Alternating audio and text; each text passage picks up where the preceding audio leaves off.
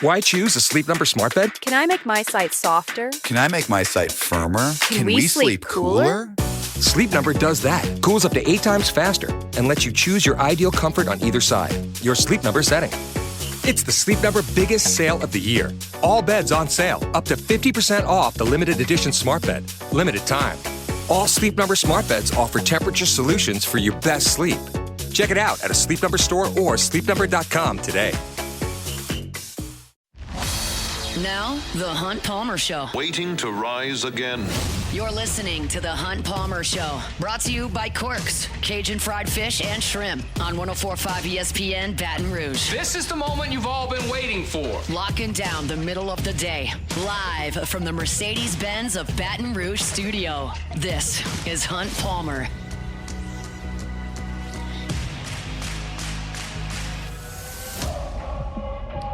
Hour 2, last hour of the week here on the Hunt Palmer Show. Our Friday show is brought to you by Corks, Cajun Fried Fish and Shrimp. Still plenty to do over the course of the next hour, but we'll crank things up with our guy Luke Johnson from The Advocate. He'll be in the Dome tomorrow as the Saints wrap up preseason against the Broncos. Let's talk about it with Luke. He joins us on the Jim's Firearms Hotline. Luke, how we doing?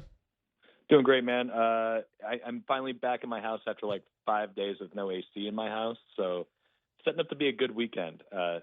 It's not 95 degrees in my house. I really like that. That's your payback for the time in Southern California. You go to Southern California, Yeah. You enjoy that, you come back, you get punched in the face with heat and humidity. So I don't feel bad for you at all. Like seriously, it broke the day I got back. It broke the day I got back, and I was like starting to sweat in my house. And I'm like, man, did I just lose it out there? Like, am I just a giant wuss now in this Louisiana summer? Thankfully, I'm not, at least allegedly.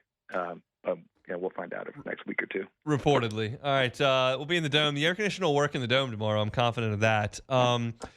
You're curious your thoughts on the way that they have decided to handle the quarterbacks throughout the preseason and the decision to start Rattler tomorrow? Yeah, I think they kind of just held true to what he said from the beginning, right? And that it was going to be a rotation, and that they were going to have all three in it, and that they would, probably try to pare it down from there. Even though Gilmore's still just like holding on to his death grip of saying Jake Hayner's a realistic, viable starting option for them. I don't get that part, but look, I think even though I would really like to know who it is by this point. I'm sure the Saints would have loved for one of these guys just to blow them away and lock down the job early. I think it makes sense to use every available data point. They probably know, they probably have a good idea of who they're going to go with as their starter by this point. I mean, they've got more than a month of training camp, a couple preseason games. They probably know, even though it's really tight, they probably know. But I don't think it's a bad idea just to get every last little bit of information you can to make a decision on this. And look, it's not like they're making a franchise-altering decision here, right? Like, if Tyler Shuck wins the job and then craps the bed for a couple games, Spencer Rattler's probably going to come in.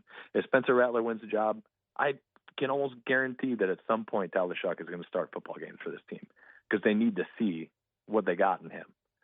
So, I don't think it's over per se, even if Rattler wins a job or Shuck wins a job. But I do think that it makes sense to take as much time as you can to make the decision, even if you're probably going to start both of them at some point this year. What are you looking for from the quarterbacks? What do they need to do better?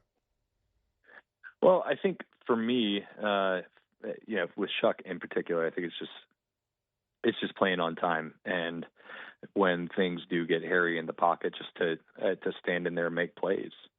I heard some pushback about him not being a great player under pressure, and he made that the best throw that he made last week, that 28-yarder to Trayton Welch on the deep over route. If you go back and look at the coach's film on that, he took a big shot right after he let that ball go. He's got it in him, but at the lowest points for him, both in these training camp practices and in the preseason games, it's just been skittish in the pocket and making questionable decisions when there is pressure on him. And that's just going to be a fact of life in the NFL. It doesn't matter how good their offensive line is. So I want to see him handle that a little bit better. I want to see him operate the offense and get him down the field for a couple scoring drives. We've seen it in spurts from him, but we haven't really seen him sustain it yet. So I think it's in him, but they got to pull it out. And for Rattler, really, it's like I think that the bar is higher for him. He's a second-year player.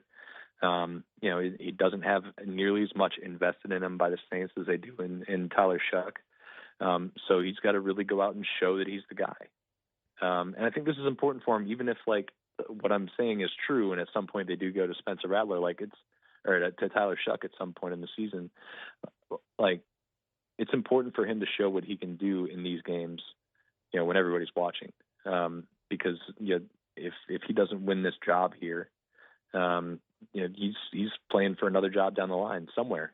So I think for him it's really showcase the playmaking stuff, like the instinctual stuff that I think he's really good at.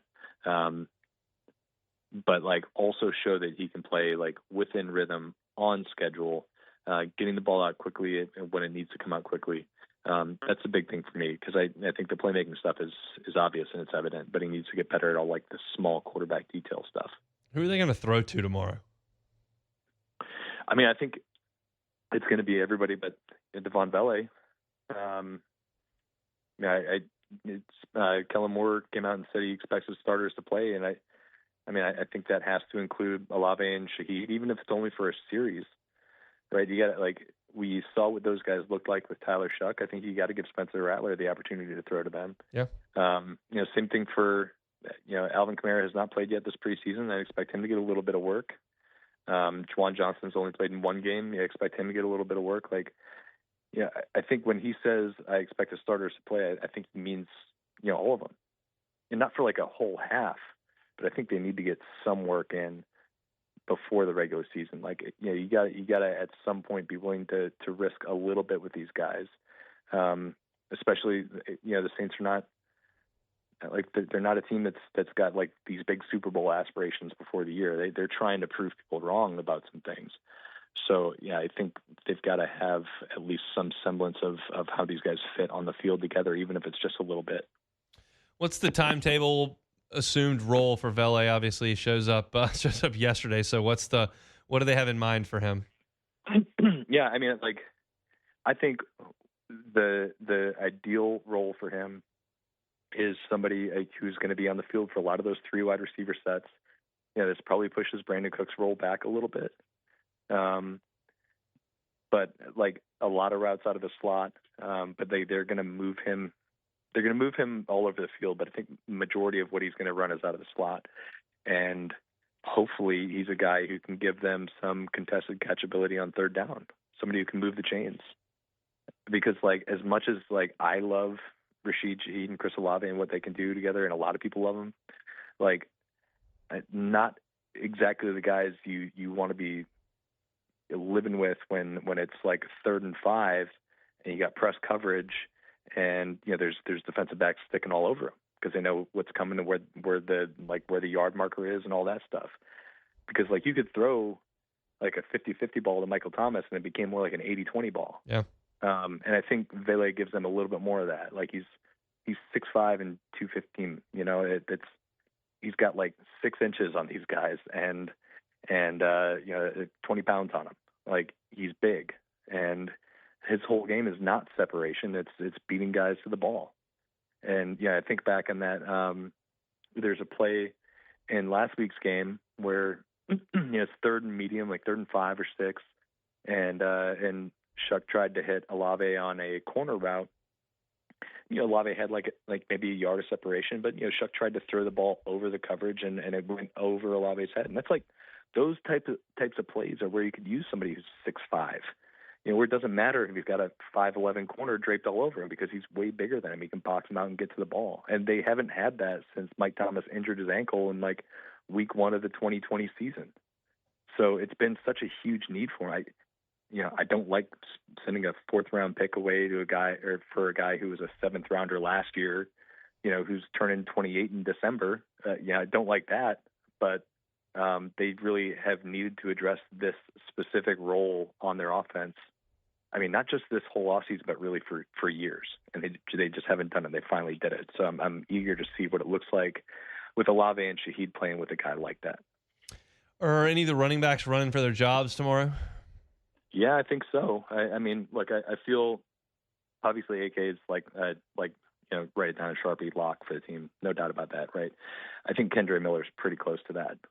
Like I would write it in like the erasable ink, that might not erase. And after that, I think it's a question like, do they keep 3 running backs? Do they keep 4? Like, does somebody like Velus Jones give them enough as a running back and also as a return man, and also as like a potential like third down back, who's like college receiver who's obviously got hands? Like, does that allow you to keep 4? I just don't know. Like, we don't know how Kellen Moore's going to construct this roster. Somebody like Clyde Edwards-Helaire, who's a vested veteran, like they could, in theory, release him and not have him be subject to waivers on cutdown day with the understanding that he's going to be brought back up to the active roster at some point soon. So, like, there's a lot of different ways this can go. But, like, let's say they keep 4. And let's say Velus Jones is one of those because he does bring some juice as a return man. I think even then there's going to be like a kind of competition between Clyde Edwards-Helaire and Devin Neal, who, I was really high on Devin Neal when they drafted him. Yeah. He was a great college football player, but like he didn't get an opportunity to show a lot because he got hurt like right when the pads came on, and then he missed both of the first 2 preseason games. So like this is going to be our first opportunity to see him in a live game setting, and I don't know how much work he's going to get, but like whatever reps he gets are going to be important. Like he's got to show what he can do. I think Clyde's shown enough to make me feel pretty good about him being on the roster. But like Clyde wasn't drafted by this team, and if Devin Neal shows a little bit like that he's worth the investment and worth keeping on the 53, then maybe you keep him over Clyde. I don't know though. It's like, I think those 3 in particular, Clyde, Devin Neal and Velus Jones are really kind of fighting for 1 or 2 spots. And I think Cam Akers is probably out of that mix as of right now. I just haven't seen enough out of him in camp. Saints and Broncos noon tomorrow in the Dome, and then a lot of decisions to be made there in New Orleans before the season kicks off 2 weeks from Sunday. Luke Johnson's all over it for The Advocate. He's with us usually on Thursdays, today on Friday. Enjoy the ball game tomorrow. We'll talk next week.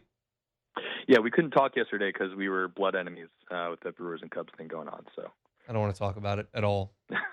None. But that's okay. Get out of here and just go to the weekend. I don't want to talk to you anymore. Bye, buddy. That's Luke Johnson with The Advocate. His Brewers have now a sizable lead on my Chicago Cubs for the division. I don't think we're going to be able to get there, but Cubs at Angels tonight. Angels not very good. I'll be locked in on that. That's what I'll choose to look forward to. All right, let's come back. Herb Vincent from the SEC, Director of Communications over there at the Southeastern Conference, was with the guys this morning talking about the scheduling decisions in the Southeastern Conference. You know by now that they're going to go to 9 conference games. They're going to go to 3 permanents. Herb talked about that process a little bit with the guys. We'll dive into that sound when we come back. The Hunt Palmer Show. Highland Insurance Group, HighlandIG.com is the website. Look, it is storm season right now, and we've been quiet here on the Gulf Coast to this point. That's a blessing. Hopefully it stays that way, but we understand living in this part of the world that the risk is always there this time of year. Make sure your property policy is set to respond to that. You probably know what you pay. Do you know what you're paying for? If you don't, get the Highland Insurance Group to audit your policy. That's free. They'll just look at it. They'll tell you if there are significant issues. If you've got co-insurance penalties that you could be paying so you don't get a full payout. If your deductible is all out of whack, whether it's a named storm, whether it's wind, hail, it's too high, too low, they'll let you know. Do you have all your locations properly scheduled? All these things are things that business owners sometimes miss because insurance policies are pretty complicated. That's why the Highland Insurance Group wins clients and keeps them, because they're capable of getting in there, analyzing things, and making sure that it's set up to respond properly, especially when we talk about hurricanes at this part of the world. What about your business interruption limit? Is that properly put together? How'd you come up with it? Let the Highland Insurance Group take a look at it. They're here in Baton Rouge. They can help you out statewide. Check them out online at HighlandIG.com, HighlandIG.com. You're listening to The Hunt Palmer Show, brought to you by Corks, Cajun fried fish and shrimp.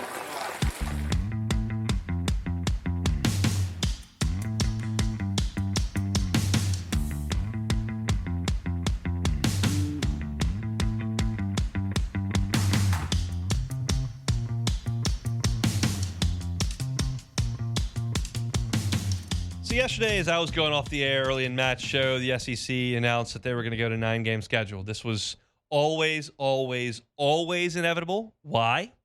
Because we always have to follow the money.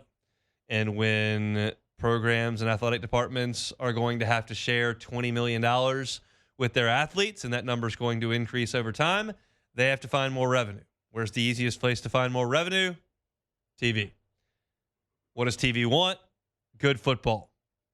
What does 9 games get you? Good football. So this was always going to happen. It was never not going to happen. You're going to have to get some of the Kentuckys and Mississippi States on board to make sure they were okay trying to make a bowl game with 9 league games. And then you're going to have the teams at the top of the league who are fighting for championships suggest that, hey, maybe this is not the best idea if we're trying to win. But ultimately, money's going to win, and money has won, and the SEC will go to 9 games. Heard Vincent, Director of Communications over the Southeastern Conference, was with Jacob Hester and Matt Flynn this morning on Off the Bench, and started talking about the process that went on to get to this point with the SEC. And so the first question and the first comment that Herb makes here is the timeline of the decision to make this 9 games a reality. We had discussions about our schedule even going back to 2019 before Oklahoma and Texas even joined the league. I can remember there was a meeting scheduled in 2020. That's when COVID hit, and that discussion never took place.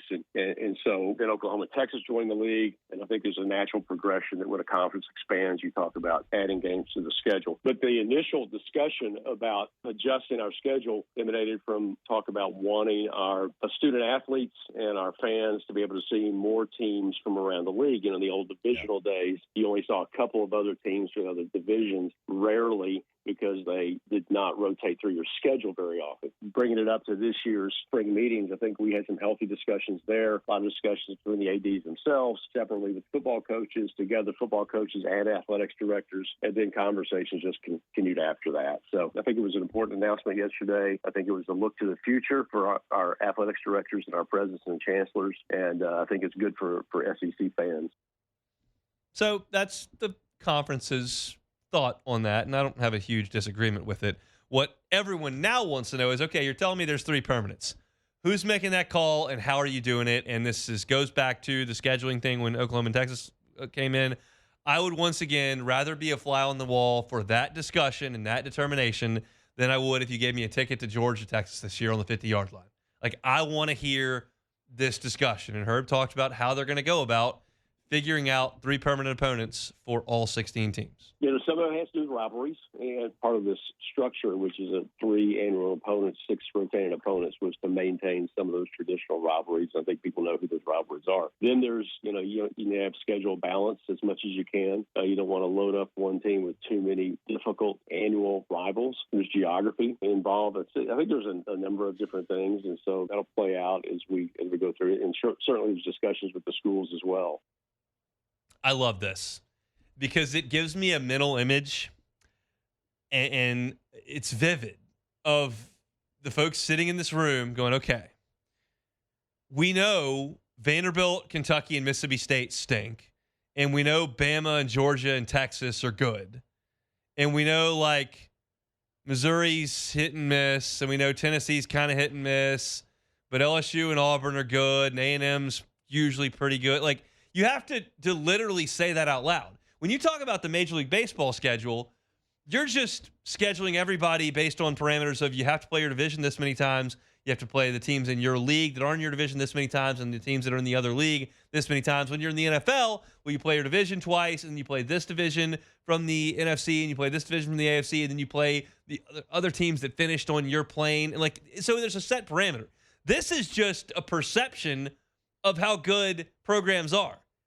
So you realize that if you put Alabama on somebody's schedule, you're probably going to have to come back with Kentucky or Vanderbilt. And I think that's hilarious because you have to admit that. And it's not every year that every team falls into its usual box. But most years they do. So that part is funny to me. And so we know that LSU was rumored, leaked, discussed to be saddled with Bama, Ole Miss, and Texas A&M as their 3 permanent opponents. That was what was being leaked before we got into the Oklahoma-Texas thing, and then we got into not agreeing on 8 or 9 games, and we settled on 8 for the next 2 years, and all that kind of stuff happened. But it was Bama, Ole Miss, and Texas A&M, and Herb kind of shot that down. After the announcement yesterday, everybody's guessing who's it going to be. It's going to be the same as the ones that were announced in 2022. Well, there never were any announced in 2022. There was some discussion internally about who it might be, and that discussion kind of took off, and a lot of people guessed at what they were. And so you can search the internet and find all kinds of people who reported different scenarios, but none of that holds right now. And so that'll be a big announcement when we have it, obviously, because the anticipation is already building. And look, you understand that's a huge, huge deal. Schedule is a massive thing in college football. Hester and Flynn and I can argue about it until the cows come home. Hester wants to play Florida and Bama and Auburn and Texas A&M and Tennessee. I want to play Mississippi State and Vanderbilt and Kentucky and Arkansas and Missouri. That's how we're wired. That's how we're programmed. My team is absolutely 100% going to compete for more championships than his. He's going to make more memories and fill more stadiums. If that's what you're in it for, great. I'm in it to win. So that's the way that I want to see it shake out. Clearly, LSU's not going to get Kentucky, Vanderbilt, and Mississippi State. Nobody is. They're going to split it based on what Herb is saying. But I think it's fascinating. So the question is, what rivalries take precedent over others? Because there are some that are either geographical in nature or so burned into the fabric of the conference that they're not willing to push away from them. And the question is, does it matter what happened in 1968? Does it matter what happened in 2018? Like, what are we talking about? And Herb mentioned, whether it's recent or traditional. I think you make it more recent. You have some recency to it to make sure that you're measuring the strength of programs in a more recent time frame. And one of the things we're not calling it is permanent opponents, because we'll take a certain time period and then relook at it. And those annual rivals could change over the course of time. But we'll look at it and we'll have a big announcement at some point, and I think people will take interest in it. People are certainly going to take interest in it because it's a huge, huge deal. Now, it's not the end-all, be-all. Because keep in mind, just because you get X, Y, and Z as permanent opponents, that doesn't mean you're not playing the other teams. That's not your whole schedule. You're still going to play every team in the league over a 2-year run. You're going to visit every team in the league over a 4-year run. So just because LSU is not going to get Georgia as a permanent, LSU and Georgia aren't going to be a permanent opponent. They're not. Because LSU has too strong a ties to other powers in the conference. Bama, certainly. Florida, certainly. Auburn, certainly. Texas A&M, certainly. So I can say with confidence, LSU's not going to get Georgia. Georgia's got too deep a ties with Auburn. They got too deep a ties with Florida. Like, that's how those are going to go. So I'll just use Georgia as an example. Just because Georgia's not in your permanent, you're going to play them every other year. So it's not that big a deal. It is a big deal, but it's not the end-all, be-all.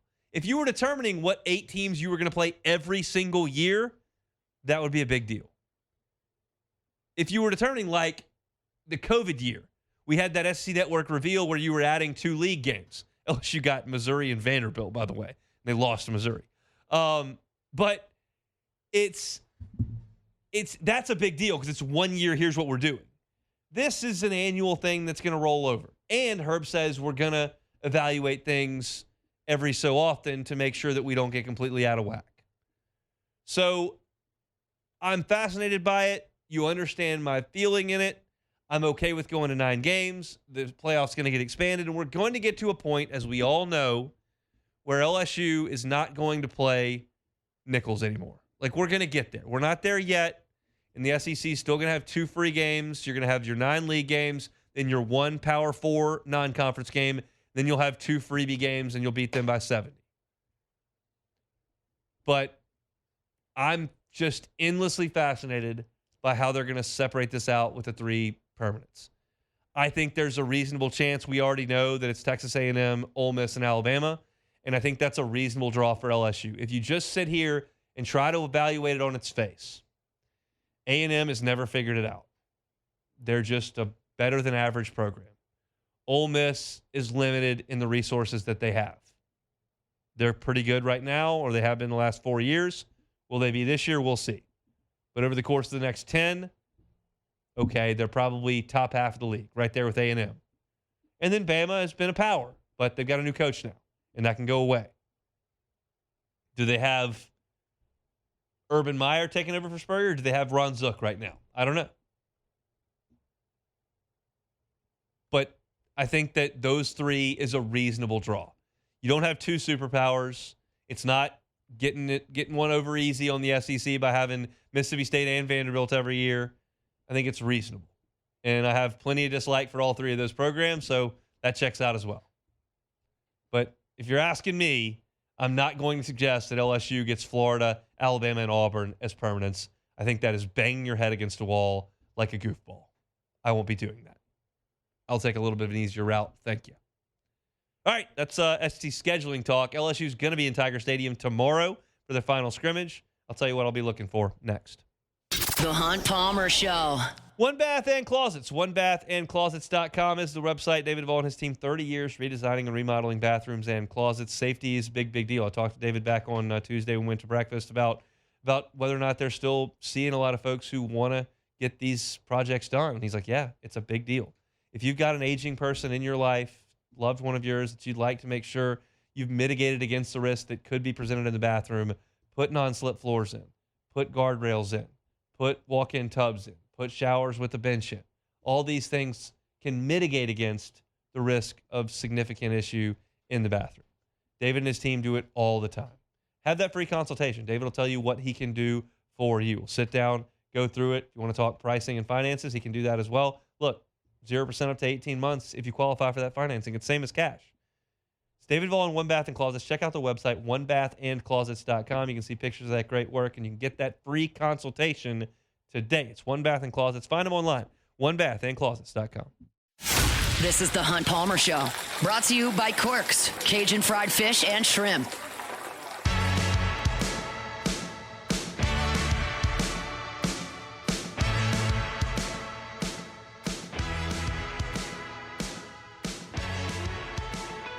You're looking to settle in tomorrow, watch the Houdats at noon. You're thinking, I could go for a po' boy watching the game. Cork's got a great fried shrimp po' boy. Delicious. Get on by and see him. Government between Foster and Jefferson. They'll whip you up one of those awesome shrimp po' boys and do a catfish po' boy as well. I'm partial to shrimp. I'll just go ahead and say that. I love a catfish po' boy. Shrimp is the superior po' boy in my eyes. They can do both for you. Catch them there. Government between Foster and Jefferson. Check out the menu online, corksfishandshrimp.com.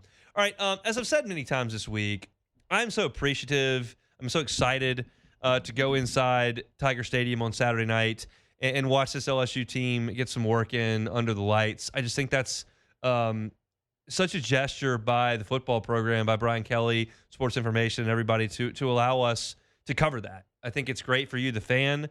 I wouldn't suggest that we're going to reveal any information that Clemson's just going to scoop up and use to their advantage 7 days later. I just think it's gives us the ability to cover the team in a more in-depth fashion with more information than really anybody around the Southeastern Conference has. For years and years and years, it's been 15 minutes of stretch in the beginning of practice, take attendance, get on out of there, and make up a practice report. And we did it because it's what you want to do. But this is as good as it's ever been as far as our access has been. So I'm appreciative to the folks at LSU and excited to get in there tomorrow. As far as what I want to see, I'll spell it out like pretty clearly. I'd just like to see some 6-yard runs. I'd like to see some 6-yard runs. I'd like to see Caden Durham take a handoff, cut it up in there, and get tackled by the safety for a 6-yard gain. It just feels like too often I've gone to practice and it's been -1, 2, 0, 1, -4, -2, 50, -1, 3, 2, 0. Like those are the rushing yardage totals. And I just feel like in evaluating a running game that I'd like to see it more consistently productive. And I'd like to see that tomorrow. I'm curious about the tight ends in the passing game tomorrow. I want to watch some of that as well. We've seen a significant amount of both of those guys on the field. We talked to Preston Guy about this in the first hour if you missed it. And I think you're going to see a lot of tight end formations for this team. I think you're going to see Bauer Sharp, even Donovan Green. in the game to help the offensive line protect Garrett Nussmeier. I don't think, like you saw so often in 2019, you had a savant at quarterback and you had the Joe Moore winning offensive line. And they felt so comfortable getting into 4 and 5 receiver sets, knowing that the ball was going to come out because the quarterback knew where he was going with the ball. He could read the defense. The receivers were going to win, and they didn't need a lot of time and a lot of help to protect. This doesn't feel like that to me. That's not a shot at this team. That's the best offense in the history of the sport. But it is illustrative of the dichotomy between like, hey, this is what you can do if everybody's awesome, and this is what you may have to do if you need some help. And I think they may need some help. So I want to see that for sure. Defensive side of the ball. Corners. I'm curious. I know one of them is going to be number 1. I'm sorry, Delane's not number 1. Delane's 3. One of them is going to be Mansour Delane out there. Stamps is 1. It'll be Delane, and then Stamps and Woodland are going to play. In what order? I told you early in camp that I thought Ashton Stamps was really performing well. Thought he was having a great start to camp. Still feel like he's been good. But I have noticed that he has run with the 2s a considerable amount. He's run with the 1s as well. This is a rotation, not a demotion. But he's run with the 2s and the 1s. And P.J. Woodland has gotten a lot of 1 reps. And I think it stands to reason at this point that they expect him to play. So I'll be watching that and that rotation at corner. And then what do they do at nickel? It feels like I thought in January and then certainly in July when analyzing this team, like, okay, TaMarcus Cooley can kind of do whatever you need him to do. Do you need him to go play deep safety? Okay. Do you need him to come up and play at the star spot? Okay. Do you need him to play nickel? Same type deal. Okay. Do you need him to cover? Okay. You need him to play the run? Okay. Like he had versatility that was going to be able to move him around. Now he's playing safety. So that takes him away from being a nickel guy. So when they go to nickel, is it still Perkins? Because, like, is that even nickel, or is that just Starr doing some more coverage with the ability to come crash? Or are they going to go to a true nickel, take one of the defensive linemen off the field, pull Perkins down to the line of scrimmage, and then put a nickel out there as a DB? I don't know. I've seen a lot of different reps, a lot of different things. What are they going to do formation-wise this time around? I want to see it. Because I think I can make the case that Stamps, Woodland, and Delane can all play at corner and play in the nickel. And I haven't even mentioned DJ Pickett, who can come in there and help as well. Pickett's got the highest ceiling. Stamps probably has the highest floor. Woodland's probably the guy trending the best. Who plays? I want to see. We won't get our true final answer until they go play at Clemson, but we get some information tomorrow. Who gets the second most amount of carries at running back? I feel confident it'll be Harlan Berry, but I don't know it. Did y'all see that on social media? LSU put out a practice clip from this past week. Harlan Berry takes it right side. I tried to get a glimpse of what offensive lineman really did a great job because he was untouched, but he took it to the right, pew, shot out of a cannon. About a 40-yard touchdown, what it looks like. I like that a lot. I want Harlan Berry in space. But I want to see who gets the second most carries inside Tiger Stadium. That's kind of the most important stuff to me. I want Whitweeks healthy. Not sure if he's going to practice. I like seeing the development of Devon Keys and Tylen Singleton. Certainly the defensive line's going to rotate a lot of guys out, and you're going to see some quality play from those guys, and all that's very true.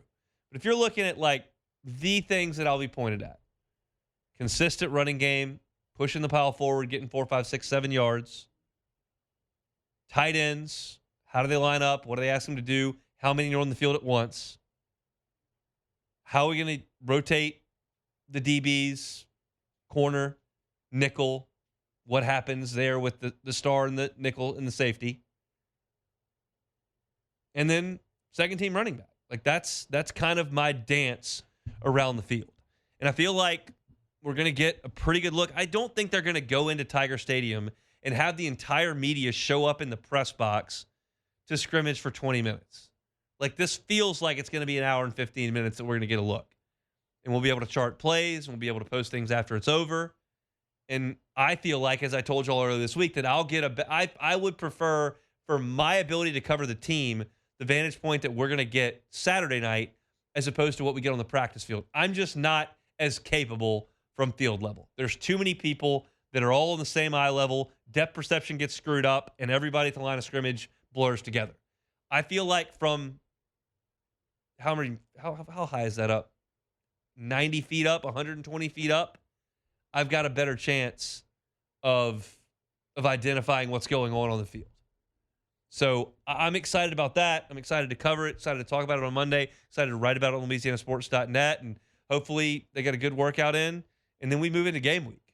Like, as I sit here getting towards the end of this segment with this final scrimmage of the preseason, it's kind of dawning on me that, like, we're through it. You have July that can be a bit of a slog. August is a slog, even though they're on the practice field and you have press conferences and you have some actual tangible things to talk about. But games are why we show up. Games are why we cover it. Games are why you watch. Games are why you listen. And games are coming. And next week, when I get to this seat, Brian Kelly will have already spoken at his pre-Clemson press conference. We'll have game week set up, the routine that brings every single week. There's not a lot of routine and structure in July. Not really a ton in August. That's coming now. And it starts with one more scrimmage in Tiger Stadium on Saturday, one more chance for us to write that up, and then you got 14 weeks of getting it after it on the football field. I'm excited for it, fired up to cover it. Hopefully you're excited to come along for the ride with us. Always appreciate you being here on the Hunt Palmer Show. Certainly hope you'll check us out for free over on LouisianaSports.net. A lot of content flying up on that website. Charles Hanniger has a comment about scheduling in the SEC. I think you'll want to read that. Go check out on the site right now. It went live this morning. We'll take one more time out. We'll wrap it up for the week. Get ready for game week in Baton Rouge on the Hunt Palmer Show. The Hunt Palmer Show. Genesis of Baton Rouge. GenesisofBatonRouge.com is the website. America's best warranties. Industry leading.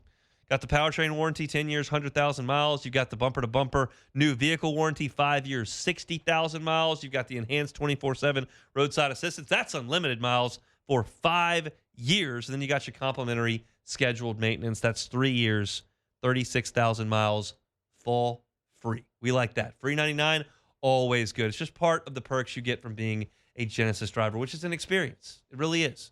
It's a luxury experience. It's a luxury vehicle at a reasonable price. That's the motto. So when I say Genesis, you should think luxury vehicle. When I say luxury vehicle, don't go, I can't afford that. Check it out online, GenesisofBatonRouge.com. Go see them. Airline at Pico. If you're getting a new vehicle in Baton Rouge, you're probably going to be on airline. Just check them out. Make that one stop at Genesis of Baton Rouge. You can find that entire inventory online at GenesisofBatonRouge.com. It's GenesisofBatonRouge.com. You're listening to The Hunt Palmer Show. Brought to you by Corks, Cajun Fried Fish and Shrimp.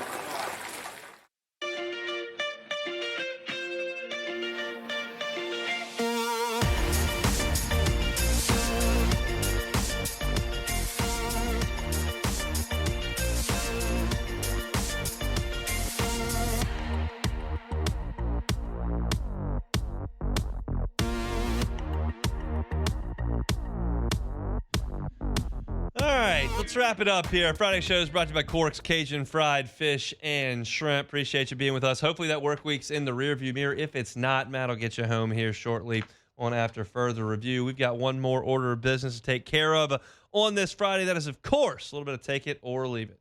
Take it or leave it. Take it or leave it. Take it or leave it. Presented to you by Flight by Yingling, the next generation of light beer, crafted by America's oldest brewery. Today's hottest stories in sports, news, and sometimes even Hunt's life. The question is, will he take them or leave them? Just take it or leave it. Flight by Yingling, the next generation of light beer, the oldest brewery in America. It's the weekend now. If you're heading home but want to stop off for some cold pops on the way home, so you got them in the fridge all weekend long, cannot recommend enough the folks over at Yingling. Flight by Yingling, the next generation of light beer. 2.6 carbs, 95 calories. Flight by Yingling. All right, let's start it off with an NFL trade today. The Washington Commanders have traded running back Brian Robinson to the San Francisco 49ers in exchange for a 2026 sixth-round draft pick. Will this help keep CMC healthy for my fantasy football team? Take it or leave it. Leave it. How you feel about that answer?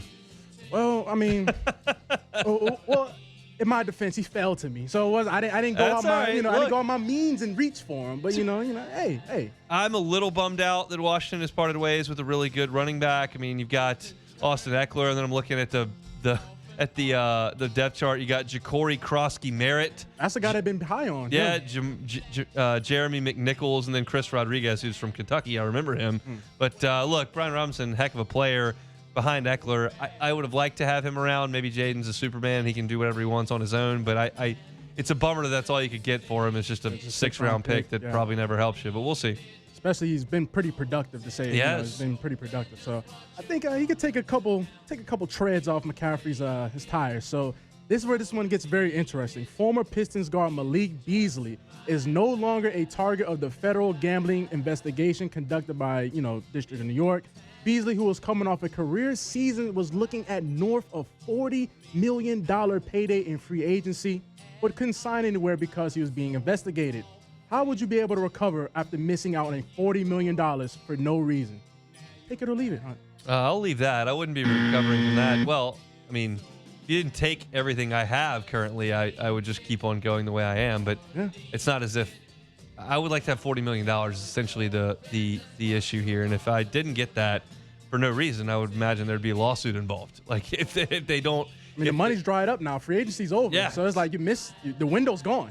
I don't know enough facts about this. I know that when you publicize gambling as much as they have over the last 5 years, that this is inevitable, that things like this are going to happen. But dealing out $40 million not to get that because you were involved in an investigation you were cleared from is a tough scene. Tough scene. I'd probably be about to jump off the bridge or something, because that's a lot of money to miss out on, especially now that you find out I didn't even do anything. So college football takes over Ireland tomorrow. Guinness, take it or leave it. I got to leave it. Thank you. Flight by Yingling is what we're going to go with. But I've never had a Guinness. Me either. I'm not a super adventuresome beer drinker. I am told Guinness tastes and drinks nothing like it looks. It looks like pudding. Coffee. It looks coffee. super dark and like heavy, and apparently it's rather light. I'm not completely opposed to giving Guinness a try. I'm not also inspired to do so. I wouldn't go out and buy it. Exactly. I'm not going to do that. I'm going to stick with the Flight by Yingling right here. That's what It's funny because I know somebody's listening like, oh, these guys are soft. You guys don't like Guinness? You look at these guys on the radio. Look, I don't branch out a lot. I kind of drink the same stuff. I eat a lot of the same stuff. I just kind of stay in the lane. Like, my wife is one of these who will go to a restaurant and just try to find the most creative cocktail she can possibly find. And I would suggest she drinks 100% of that cocktail 32% of the time. It's like, that's not that good. Yeah. You know what's always good? This beer that I get every time. Yeah. You know what's always good? The scotch just on ice that I get it's the same thing every time. I don't have to try and see if it might be good. Yeah. And maybe my lack of curiosity hampers me in experiencing new things. Maybe so. Yeah. But I'm also pretty content with the things that I do more often than not. So I'm not completely opposed to Guinness. I'm not going to run out and grab one right now. Yeah, for sure. You got to buy me one. So that's all we have for Take It. We have one more if you scroll down. It's very important. Crucial. Take it or leave it. Okay. The Shark Dogs will take a first step to the Little League title tomorrow morning. Take it or leave it. The Shark Dogs. I saw him practice yesterday, I got to tell you. Coach Pfaff did an incredible job at practice yesterday. I'm not sure the Shark Dogs have the talent this year. For those that aren't aware, the Shark Dogs are my son's pre-K3 soccer team. Yes. Little bit of lack of team chemistry yesterday. Had a lot of tears, including the coach's son that was crying a lot. Oh, man. I'm not sure if anyone knows the rules aside from the two coaches. I just think the Shark Dogs may have a long season ahead of them. Maybe they proved me wrong. Maybe they're elite out front, and when they get one ball in the soccer field instead of 20 balls in the soccer field, it really comes together. But it feels like the Shark Dogs might not be the pick. If Jimmy is looking to get some money down on this pre-K3 soccer game, it feels like maybe take the other side. I'm going off one practice here. I watch LSU practice. I watch the Shark Dogs practice. They're very good at their post-game huddle where they go 1, 2, 3, chomp. They got that figured out. Myersman's got that figured out. I don't know if he's going to be a future Premier League star. Oh, man. I just feel like you can't just judge them off one practice. They got character. They got heart. got to give them a chance. See what they look like tomorrow, man. I will see what they look like tomorrow, and I feel like it's probably not going to be great. Yeah, once you said the coach wasn't exuding a lot of confidence. Coach Pfaff was like, I don't know how Saturday's going to go. Oh, Lord. Coach Pfaff, let's get it together. Let's go Shark Dogs. I'm excited to get out there. Meyer's first game of any kind ever tomorrow, and so it begins. I guess between he and Keller, I got about 20 years left of this. So we'll see how it goes starting tomorrow. Full report on Monday's Hunt Palmer Show. Probably a limited report. But a full report on the Saints on Monday's show and a full report on LSU inside Tiger Stadium on Monday's show. That's it for us. If you missed any of the show at all, catch us on demand wherever you find your sound. You can search for the Saints, Hunt on Saints, LSU, Hunt on LSU. Matt's going to drive you home. Have a great weekend. We get back on Monday, same time, same place. It's game week. See you then. The Hunt Palmer Show.